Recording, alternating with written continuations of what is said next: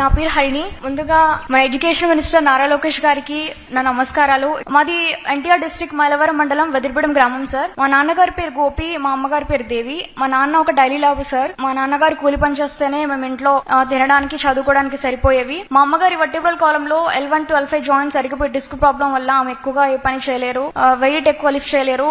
So అందుకు నేను చిన్నప్పటి నుంచి ఇంట్లో పని మొత్తం చేసుకుని చదువుకోవడానికి వెళ్లేదని సార్. ఫస్ట్ క్లాస్ నుంచి 10th క్లాస్ వరకు గవర్నమెంట్ స్కూల్లోనే చదువుకున్నాను. 10th క్లాస్ లో ఉన్నప్పుడు పగలు పని చేసుకుని నైట్ కూర్చొని చదువుకునేదని సార్. నాకు ఫస్ట్ ఇయర్ లో 440కి 427 మార్క్స్ వచ్చాయి. అండ్ ఆల్సో సెకండ్ ఇయర్ లో 1000కి 978 మార్క్స్ వచ్చాయి సార్.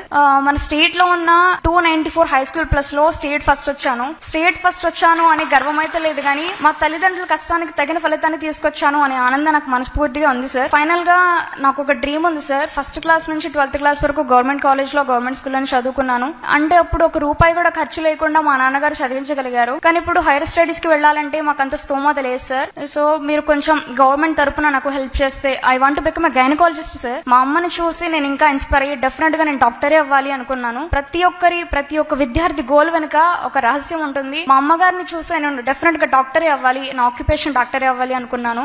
మీరు నాకు సపోర్ట్ చేస్తే గవర్నమెంట్ తరపున, ఎడ్యుకేషన్ మినిస్టర్ నారా లోకేష్ గారి తరపున నాకు నీట్ లో ఫ్రీ కోచింగ్ ఇప్పించండి సార్, లాంగ్ టర్మ్ కోచింగ్. నేను డెఫినెట్ గా 1 year కోచింగ్ తీసుకుని MBBS గవర్నమెంట్ సీట్ తెచ్చుకుని డాక్టర్ అవుతాను, సమాజానికి సేవ చేస్తాను సార్. తప్పనిసరిగా చెల్లె బాధ్యత నేను తీసుకుంటున్నా. ఇద్దరు అడిగారు, that's my responsibility. I will personally take care of it. కానీ బాగా చదవాలి.